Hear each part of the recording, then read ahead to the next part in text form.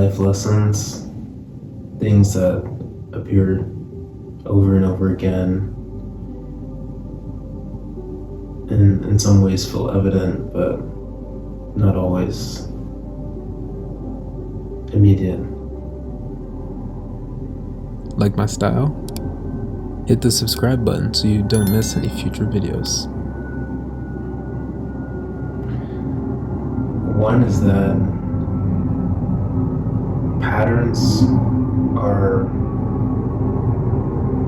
hard sometimes to create on our own.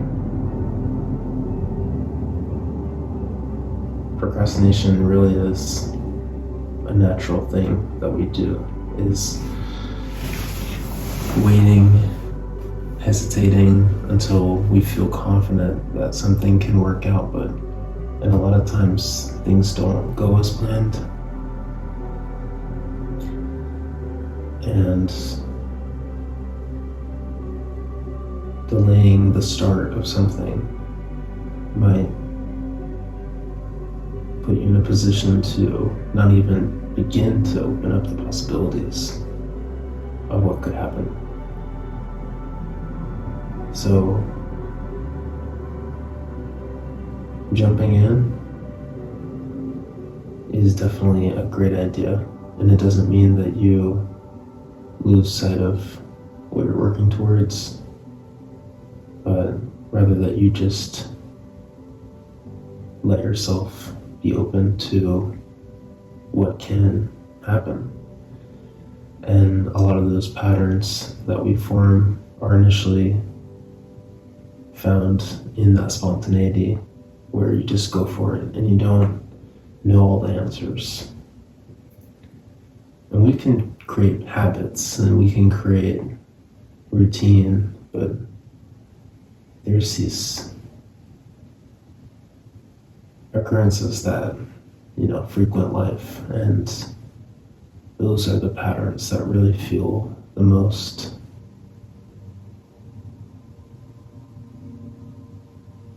significant at times.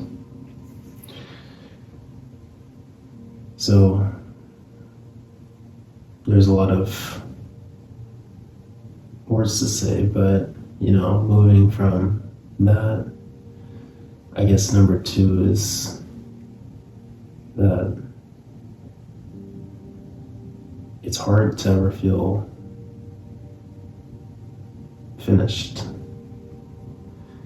It's hard to let go, and that's something I've had trouble with too. Being able to separate yourself from an idea of somebody, of some place, of something, and allowing them to just naturally move on out of your life. It's quite challenging, especially if you don't know what that other person or that other thing is thinking. Because perhaps you and that being or that thing, might feel in some way interlinked or connected on a deeper level. And with anything that gets deep, it feels complicated, it feels difficult to just sever a tie. But sometimes it's just a passive action, and it occurs more organically, perhaps more in a pattern. But that doesn't mean that we can't give up.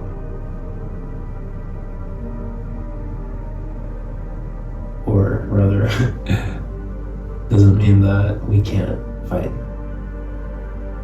We can't give up. But fighting is something that's equally a blessing. To resist. And I found that a lot of life is about resisting and continuing and becoming a person that is not just tough, but that it's flexible and durable and malleable and able to fit in a multitude of positions without breaking. And it's hard. It's hard to become all those things. But that's what fighting allows us to do in some ways. Yes, we succumb to the patterns and forces that are outside of us. And we also keep in mind that we are equally, in some ways, perhaps more powerful than those forces that we can't quite comprehend. Because we do feel the intensity of our own ambition and desire, and that is very real. It's like a fire that keeps burning, and when we relinquish it onto some goal or something or some person even, they feel it. And what can those things do but to heave at our desire, at our will? And maybe that's a good fourth one.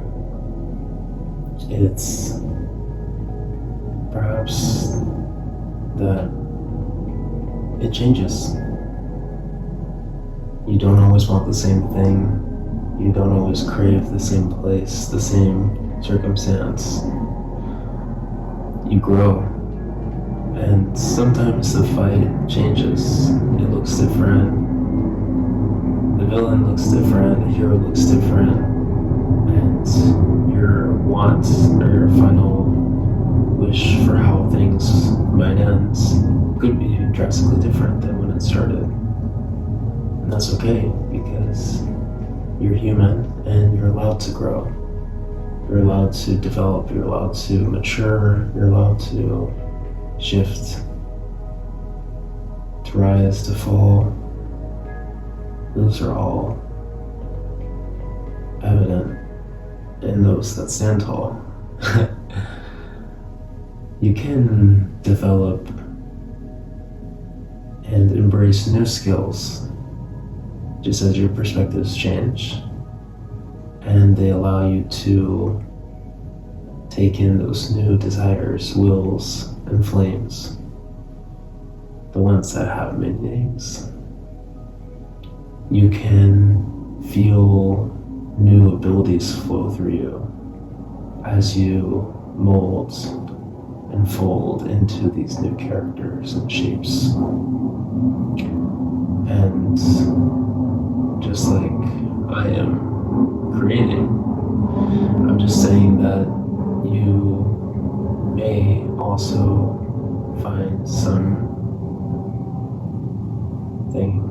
great, something worth exploring inside yourself. So don't be afraid and don't be discouraged by an idea of a past version.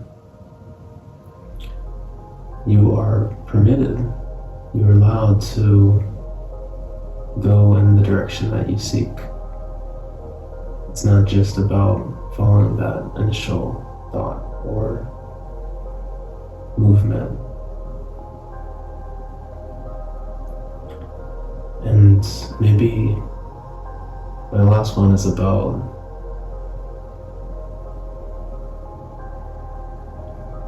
stagnation, silence.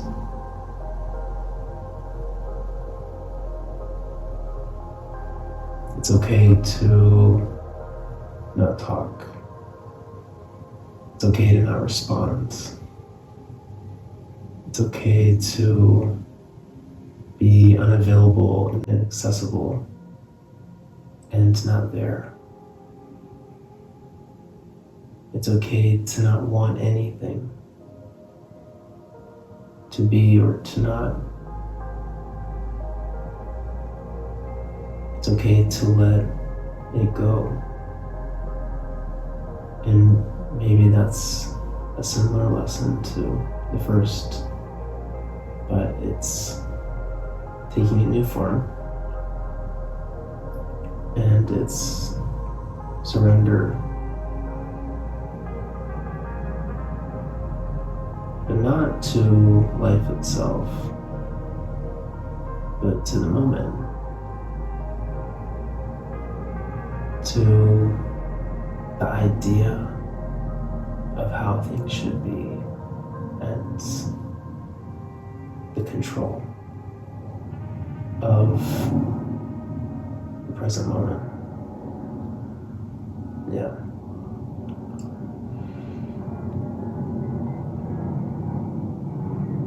So that's a cool one.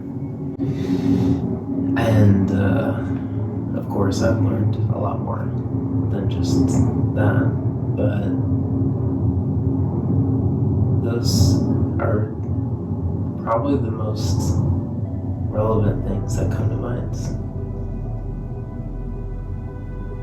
What has kept me feeling sane, especially, and also empowered in some way to continue to create and to try to never give up, and to also let go in those moments when it's so necessary. Of course, carrying some natural, perhaps intrinsic empathy and compassion and desire to know this world around me. I think those were just built into me. And I did learn, of course, how to treat people better and better, with more respect and more grace and more understanding. But I'm not sure if that was a lesson in the same way. Perhaps it was a refinement of something that I already do, but I can't say how.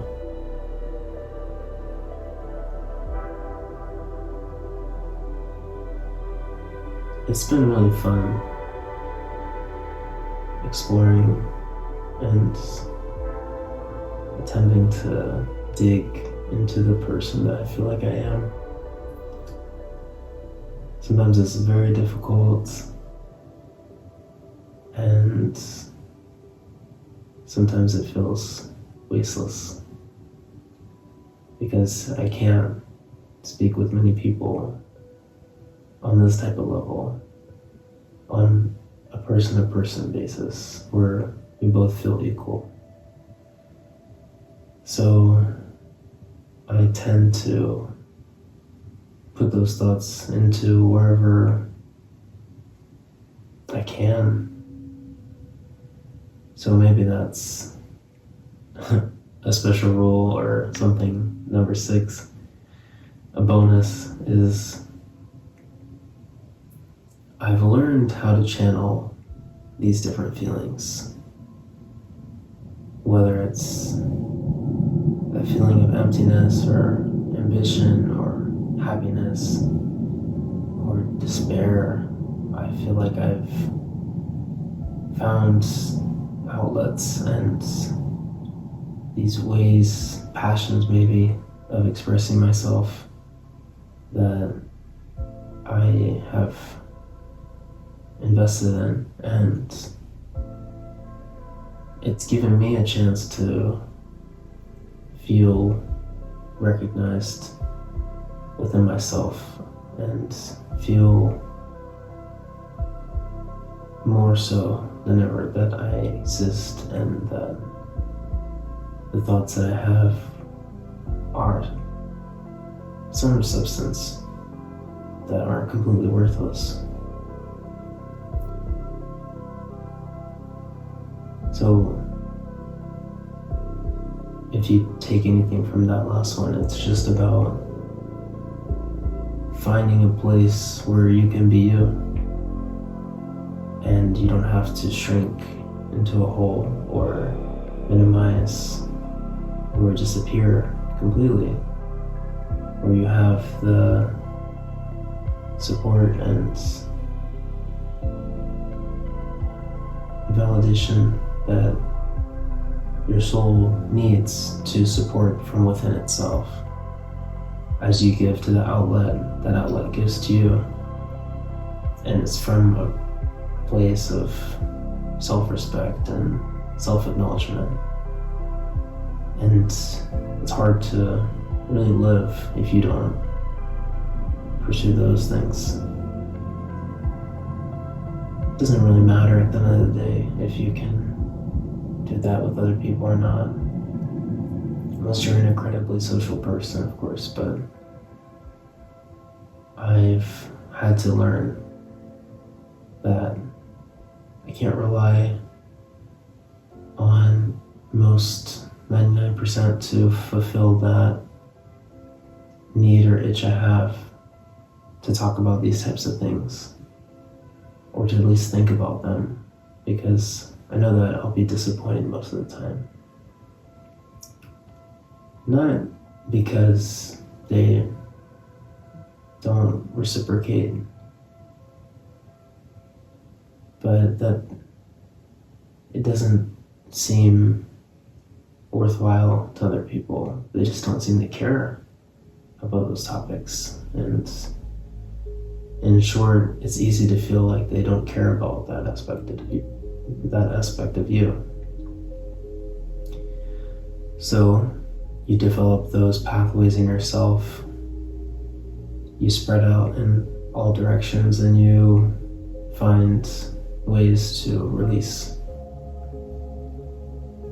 with the hope that maybe there is 1, 2, 3 others out there somewhere that see things or think about things maybe similarly too.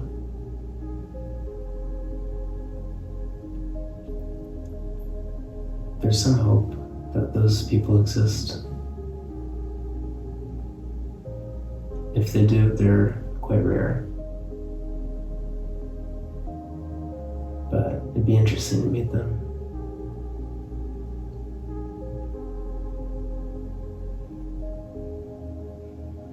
It makes you wonder if they're extensions of you, or perhaps vice versa. So, I think that's a good one, and that's all I got. So, peace.